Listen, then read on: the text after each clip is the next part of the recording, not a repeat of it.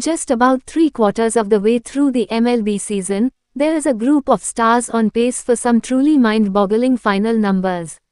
New York Yankees slugger Aaron Judge is in the midst of a long ball spree that has his second season of 60-plus home runs within reach.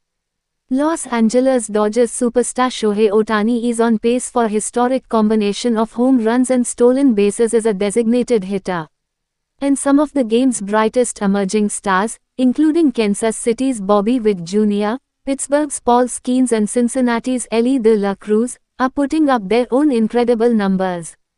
Advertisement. We asked ESPN MLB experts David Schoenfield and Jeff Passan to decide whether these players will go over or under their current paces, all paces entering Monday's games, for the rest of the year. Aaron Judge is on pace for 57 home runs.